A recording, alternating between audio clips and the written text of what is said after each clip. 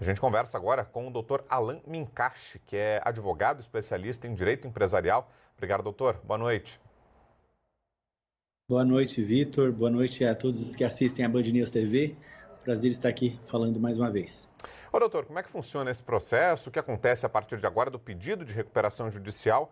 Quais são os próximos passos? Veja, agora é um período muito inicial, onde muito provavelmente o juízo que recebeu o processo, ele deverá fazer uma admissibilidade desse pedido, deferindo ou não o processamento da recuperação judicial.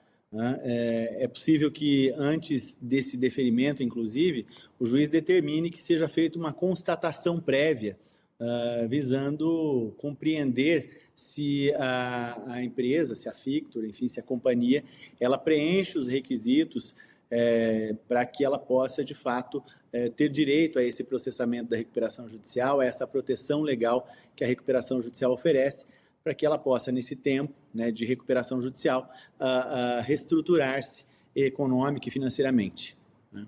É assim que funciona nesse primeiro momento. Pois é, então ainda existe a possibilidade de que o grupo volte a operar, né, doutor? Não é necessariamente uma sentença de morte, digamos assim, ainda há a possibilidade? Exato. A recuperação ela tem como objetivo, na verdade, fazer com que exista aí um fôlego necessário para que ela, de fato, se reestruture em suas obrigações.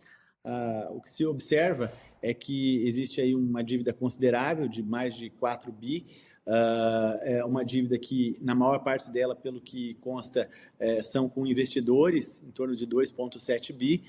O que se ouve é que o grupo pretende o alongamento das suas obrigações, não um deságio em tese, pelo menos é isso que consta dos autos. E nesse período de 180 dias, a partir do deferimento do processamento da recuperação judicial, que deve ou que pode ocorrer a partir da análise do juiz, ela tem então esse prazo para poder apresentar uma proposta de plano de recuperação, uma proposta de plano de como ela pretende se reestruturar. Ela vai submeter essa proposta aos credores, que vão votar um plano, ou votar a proposta numa Assembleia Geral de Credores, né? E a partir disso, então, ela poderá, uma vez eventualmente aprovada essa proposta de reestruturação, ser levada a juízo para homologação pelo juiz que conduz a recuperação judicial. É muito preliminar tudo ainda nesse momento, mas esse seria o trâmite pelo qual o Grupo Fictor deverá passar nos próximos momentos, aí, nos próximos meses. Situação daqueles que têm débitos com essa instituição, hein, doutor? Dos que têm dinheiro a receber, seja fornecedores, seja os clientes, como ficam no meio desse processo? Pois é, Vitor. Aqueles que têm créditos listados na recuperação judicial do Grupo Fictor, agora terão, então, essas obrigações congeladas no primeiro momento, né? Aqueles chamados credores sujeitos à recuperação judicial terão as suas obrigações, os seus créditos congelados, até que o grupo apresente uma proposta, né, dentro desses 180 dias que prevê a lei, apresente uma proposta, um plano de como o grupo pretende pagar, né, de como o grupo pretende honrar essas obrigações.